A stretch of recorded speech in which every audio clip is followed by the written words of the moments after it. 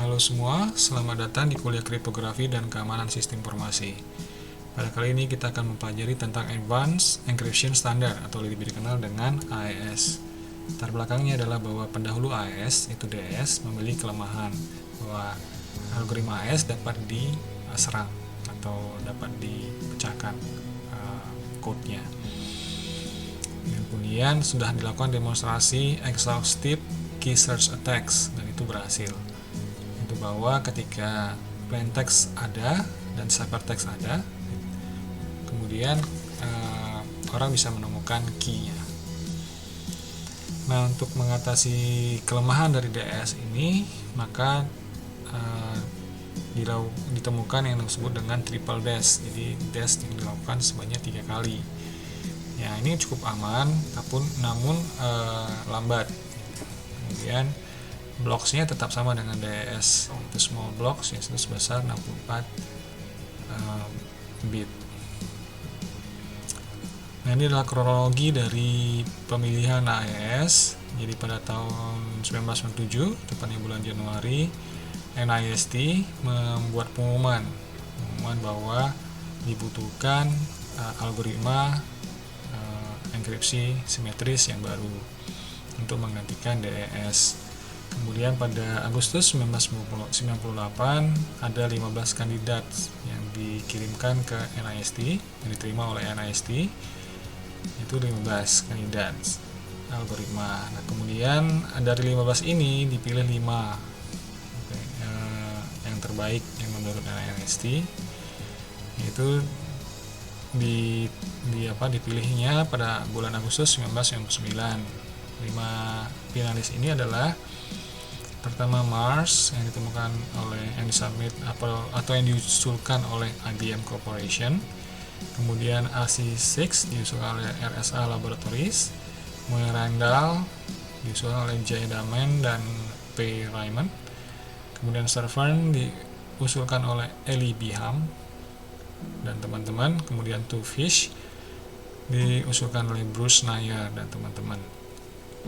Nah, pada Oktober 2000 Randall akhirnya dipilih menjadi algoritmanya AES dan kemudian disetujui oleh US Federal menjadi standar pada November 2001. Nah, ketika diumumkan, ini adalah requirements dari algoritma AES.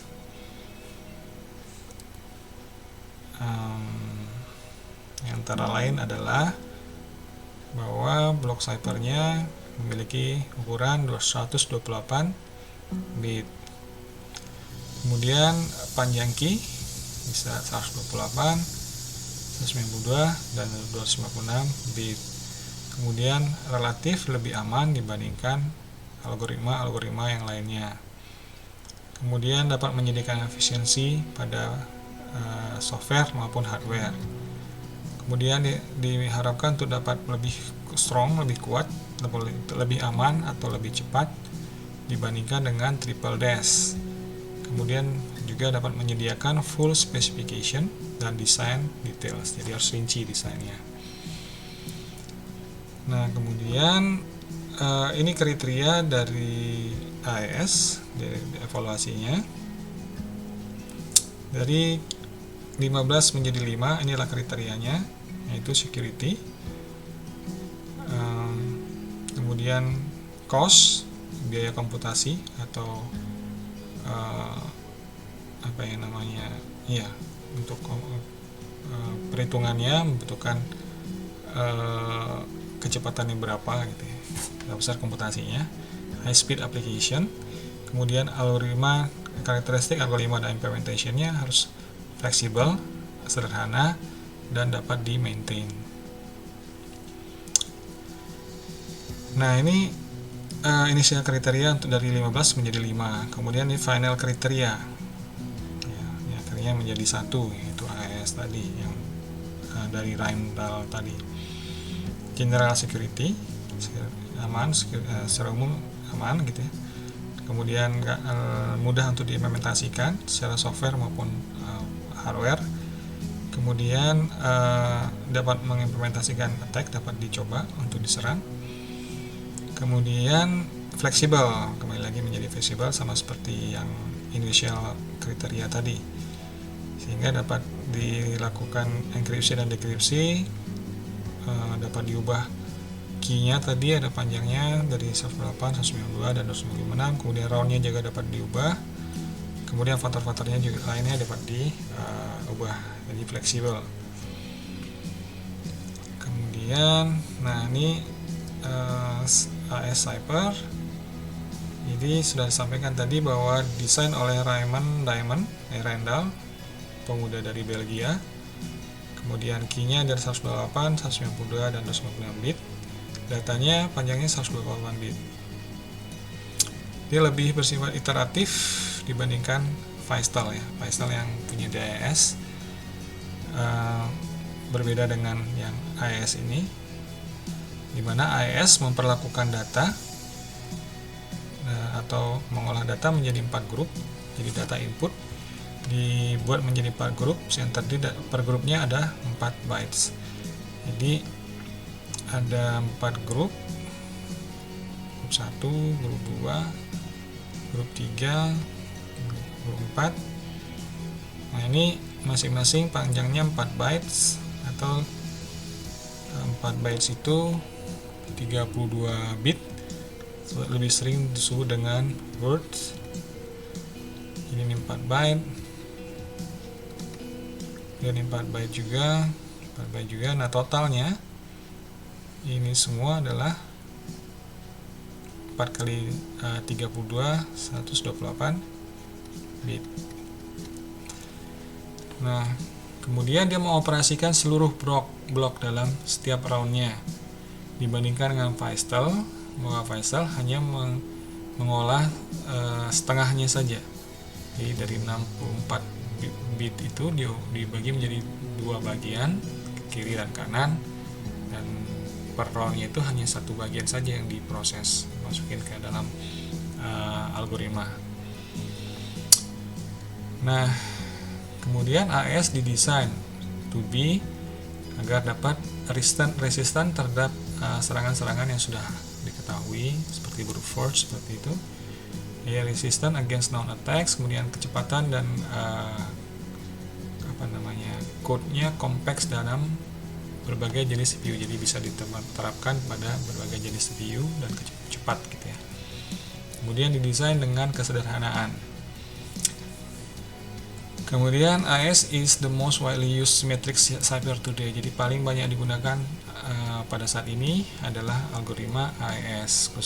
Contohnya pada WiFi itu menggunakan AES, Telkom, telekomunikasi, browser yang kita gunakan sering saat ini adalah menggunakan AES, itu untuk session key-nya pada SSL ya, SSL. Nah, kemudian ini adalah overview dari AES. Dan kita lihat di sini inputnya adalah 128 bit X, kemudian outputnya ciphertextnya sama 128 bit.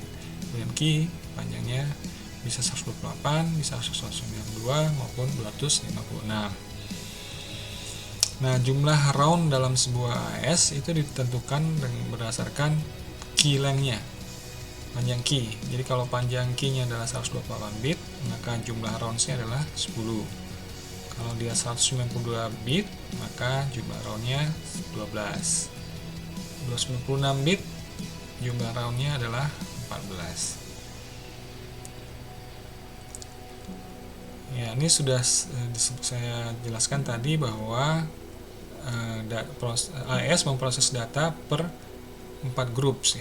Jadi 128 dibagi menjadi 4 grup, di mana masing-masing grup tadi atas 4 bytes yang disebut dengan word tadi ya.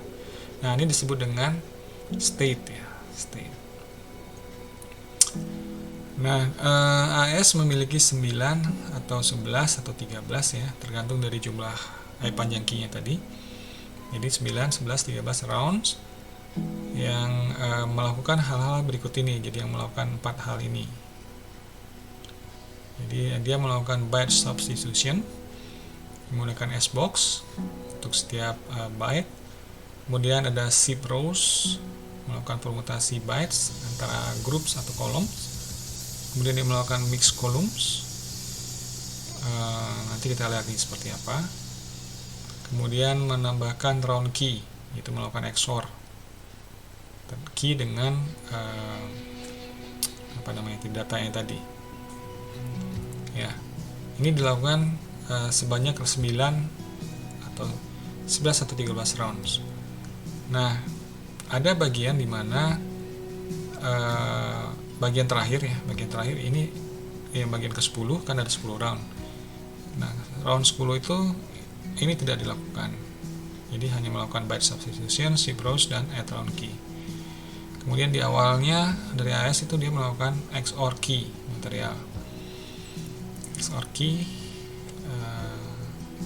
Kemudian di belakangnya yaitu incomplete last round. Jadi ada initial XOR, kemudian di terakhir yang round ke-10 itu dia melakukan hanya 3 bagian itu. Jadi makanya disebut dia tidak incomplete. Karena hanya melakukan byte substitution, mix columns, dan round key. Nah, kemudian seluruh operation dapat dikomunikasikan menjadi XOR dan table lookups. Jadi pada akhirnya operasinya bisa disimpulkan menjadi operasi XOR dan operasi untuk melihat tabel. Dengan demikian sangat cepat dan efisien. Jadi semua fungsi-fungsinya itu bisa dilihat pada diwakili dengan tabel gitu ya, dengan melihat tabel. Seperti pada Xbox DES gitu ya. Dan melihat tabel. Kemudian ini kira-kira gambarnya, bukan kira-kira sih, ini gambarnya. Ini mulai dari plain text ini X, kemudian ini initial XOR dengan key addition layer. Kemudian ini round pertama di sini dia melakukan byte substitution. Kemudian ini adalah zip rows layers dan mix column layers yang ini disebut dengan diffusion layer. Kemudian ada key additional layer. Nah, kita lihat di sini key-nya juga dilakukan transformasi. Jadi key-nya tidak tetap, jadi ini key 0, key 1, dan seterusnya. Nah, output dari key addition layer ini akan menjadi input lagi dari round kedua, round seterusnya ya. Jadi round 1, round 2, round 3 sampai round 10 kalau dia adalah 128 bit key. Nah, jadi ya itu ya. Jadi setiap round itu ada layer-layernya, ada 4 layer di sini. Oke, ini secara garis besar apa yang terjadi dalam sebuah AES ciphers. Algoritma AES. Ada diffusion, ada confusion. Ini melakukan confusion. Kalau masih ingat di DES ya, di DES. Oke. Di sini kita lihat ini hanya 3 layer. 3 layer. Jadi round terakhir itu yang disebut tadi incomplete ya.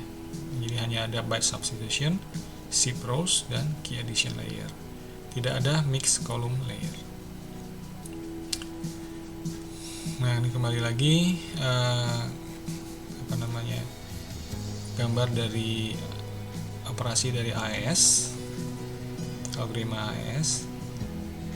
Ya, mirip seperti yang sebelumnya. Cuma di sini sudah ada decryption-nya.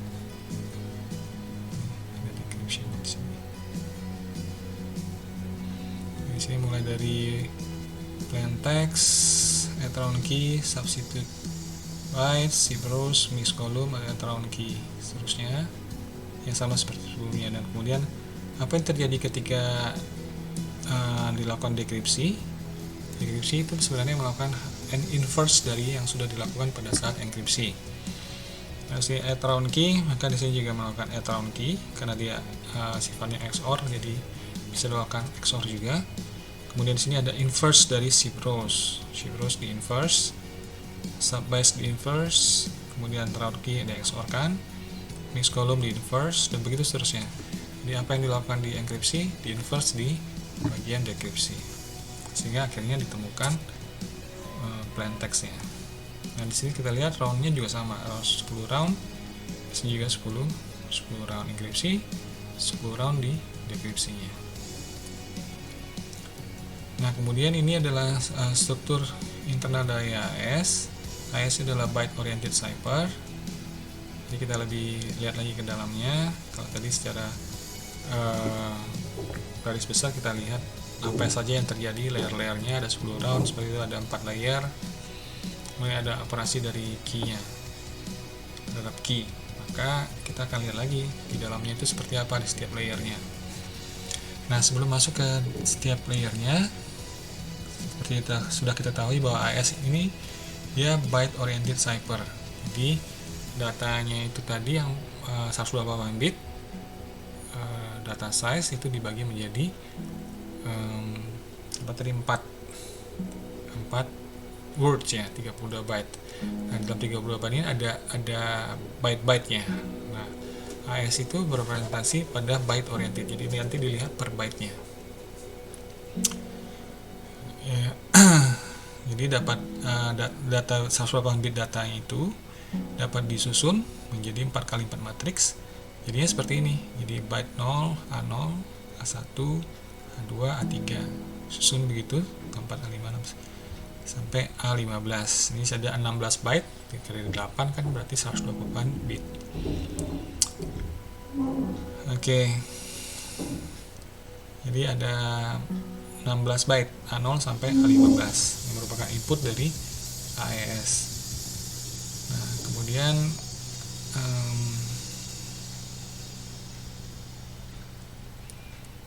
setiap roundnya ini yang terjadi. Jadi ada byte substitution. Jadi A0, A1, A2, A3 sampai A15 nya tadi yang merupakan data input itu akan masuk ke proses byte substitution dulu.